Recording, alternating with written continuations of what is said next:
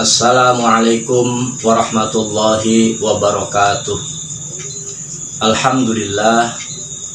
Allahumma sholli ala sayyidina Muhammadin abdika wa nabiyyika wa rasulikan nabiyyil ummiyi wa ala alihi wa sahbihi wa sallim tasliman biqadri 'azamati dzatika fi kulli waqtin wa hin, amma ba'du.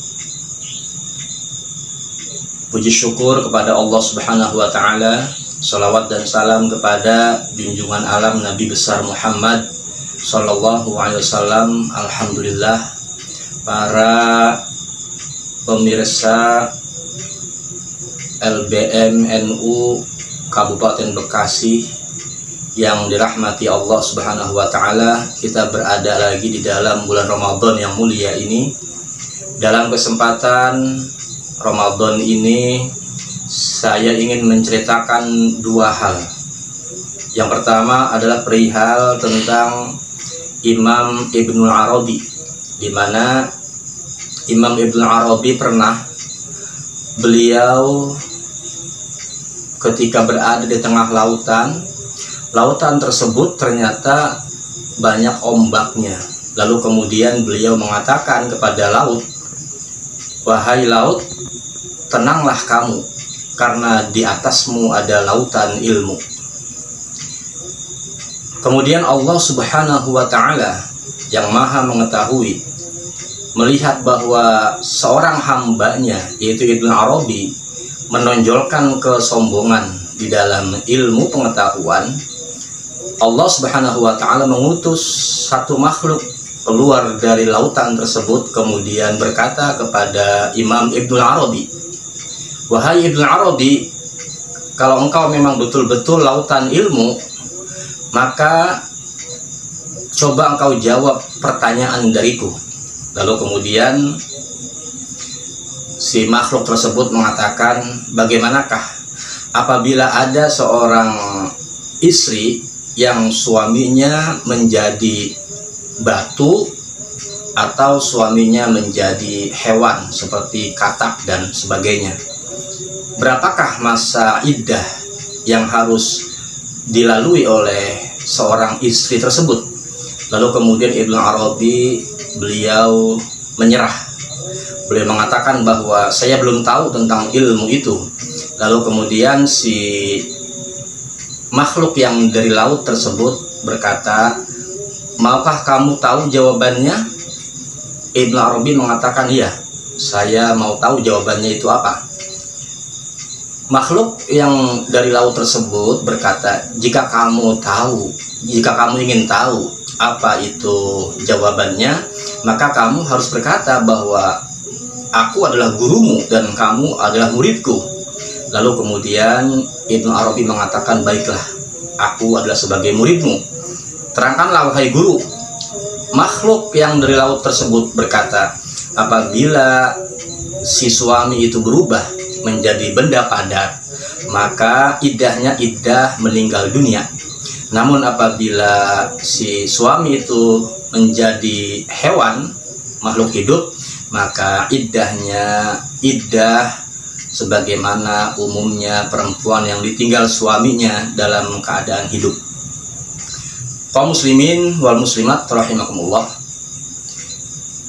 Setelah itu kita beralih kepada kisah yang kedua, yaitu bagaimana Imam Syafi'i rahimahullah, beliau ketika belajar di hadapan Imam Malik rahimahullah. Imam Syafi'i dikatakan oleh para ulama, dijelaskan di dalam kitab Al-Manhajus Sawi yang ditulis atau dikarang oleh Al-Habib Zain bin Smith rahimahullah, seorang ulama hadis Madinah Al-Munawwarah, menjelaskan bahwa Imam Syafi'i itu bukan terlahir daripada keluarga yang kaya raya. Imam Syafi'i terlahir daripada keluarga yang miskin. Lalu kemudian beliau belajar kepada Imam Malik. Ketika belajar, beliau tidak bisa membeli pulpen dan juga kertas, sehingga ketika Imam Malik membacakan 25 hadis kepada semua para murid yang hadir di majlis taklimnya beliau, Imam Malik, Imam Syafi'i itu hanya menggoret-goretkan mengguratkan jarinya ke punggung telapak tangan kiri beliau. Maka Imam Malik melihat dari kejauhan tentang perilaku Imam Syafi'i. Mengapa ada seorang anak yang belajar hanya bermain-main dengan dua tangannya? Maka dipanggillah Imam Syafi'i ketika selesai majlis salim tersebut. Lalu Imam Malik rahimahullah bertanya, dari mana asalnya, siapa namanya. Lalu kemudian Imam Malik menjelaskan tentang ingin bertanya kepada Imam Syafi'i, ingin penjelasan Imam Syafi'i bagaimana Imam Syafi'i itu kenapa ketika belajar bermain-main dengan jari dan punggung telapak tangannya. Imam Syafi'i menjawab, wahai guru, wahai Imam Malik, saya itu bukan bermain-main, tetapi saya itu sesungguhnya adalah menulis semua hadis yang 25 tadi Tuan Guru ajarkan atau Tuan Guru ucapkan. Lalu Imam Malik menyuruh Imam Syafi'i untuk membaca 25 hadis tersebut, dan akhirnya Imam Syafi'i radhiyallahu an menghafal 25 hadis yang baru saja dibacakan oleh gurunya Imam Malik rahimahullah. Kaum muslimin wal muslimat, dari dua kisah ini kita bisa mengambil pelajaran. Yang pertama dari Imam Ibn Arabi, bahwa mengambil ilmu itu dari mana saja selama itu adalah kebaikan, kita ambil kebaikan-kebaikan tersebut.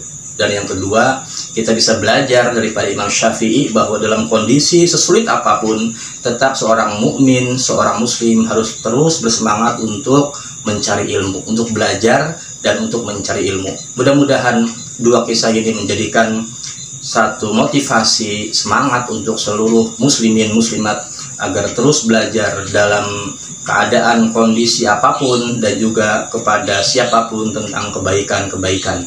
Dan mudah-mudahan kita seluruhnya senantiasa berada dalam rahmat dan lindungnya Allah Subhanahu wa taala. Mohon maaf, wallahul muwaffiq ila aqwamit thoriq. Assalamualaikum warahmatullahi wabarakatuh.